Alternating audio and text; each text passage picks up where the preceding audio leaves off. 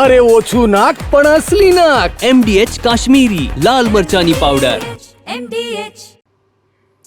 તો મુંબઈ મહાનગરપાલિકાની ચૂંટણીનું આજે પરિણામ છે. મુંબઈમાં 227 વોર્ડમાં કુલ 1700 ઉમેદવારોના રાજકીય ભાવિનો આજે ફેસલો થશે. બૃહદ મુંબઈ મહાનગરપાલિકા સહિત કુલ 29 મનપાની ચૂંટણીનું પરિણામ આવવાનું છે. સવારે 10 વાગ્યાથી મતગણતરી શરૂ થશે. મહાયુતિ અને મહાવિકાસ આઘાડીમાં કોણ મારશે બાજી તે સવાલનો જવાબ 10 વાગ્યાથી મળવાનું શરૂઆત થઈ જશે.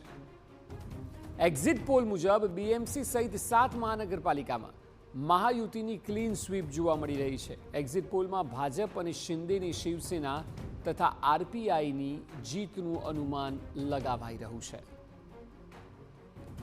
તો 10 વાગ્યાથી મતગણતરીની શરૂઆત થશે. સૌ કોઈની નજર તમામ મહાનગરપાલિકાઓ પર રહેશે, પરંતુ મુંબઈ મહાનગરપાલિકા સૌથી મોટી મહાનગરપાલિકા છે અને તેના ઉપર સૌ કોઈની નજર રહેશે, કારણ કે ઠાકરે બંધુઓ એક સાથે આવ્યા છે. પ્રચાર પણ ખૂબ જ જોરશોરથી કરવામાં આવ્યા હતા અને જીતના દાવા પણ કરવામાં આવ્યા છે. મહાયુતિ અને મહાવિકાસ આઘાડી આ બંને વચ્ચેની આ જે હરીફાઈ છે તેમાં ઠાકરે બંધુઓ એક તરફ છે અને બીજી તરફ શિંદેની શિવસેના તથા ભારતીય જનતા પાર્ટી એક સાથે લડી રહી છે, કારણ કે અજીત પવાર અલગથી ચૂંટણી લડી રહ્યા છે.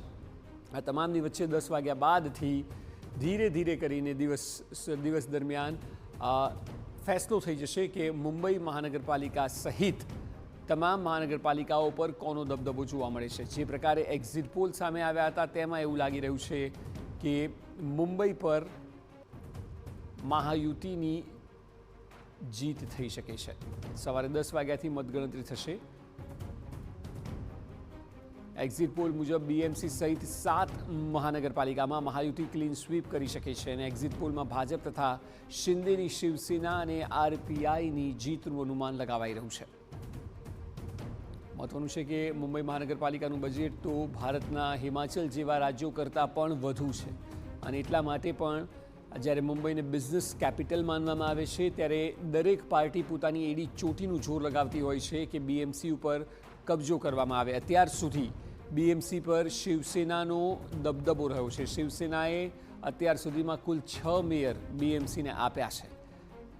જે પ્રકારે બાલાસાહેબ ઠાકરે ત્યારબાદ ઉદ્ધવ ઠાકરે ભારતીય જનતા પાર્ટી સાથે રહીને મુંબઈ પર રાજ કર્યું અને હવે જ્યારે અલગ અલગ લડી રહ્યા છે ત્યારે ઠાકરે બંધુઓ સાથે છે, એટલે એ લોકોના ભવિષ્ય ઉપર પણ આજનું પરિણામ ખૂબ જ દારોમદાર રાખશે, કારણ કે આ બંને ભાઈઓ એક સાથે આવ્યા છે. મરાઠી અસ્મિતાની વાત તેઓએ ફરી એકવાર મુંબઈ શહેર અને અન્ય મહાનગરપાલિકાઓમાં કરી છે, ત્યારે આ મુદ્દાઓને લઈને પ્રજાએ કેટલો સાથ આપ્યો છે તે જોવું ખૂબ જરૂરી છે અને એટલે જ પરિણામો અલગ અલગ કારણોસર ખૂબ મહત્વના માનવામાં આવે છે.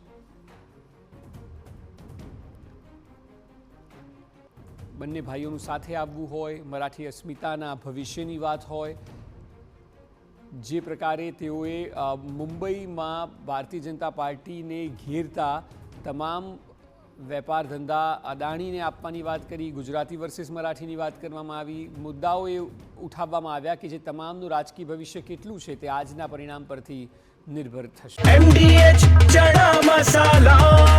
હવે છોલા હોય કે ચોળા, સફેદ ચણા હોય કે કાળા ચણા, બધું મજેદાર બનશે. MDH.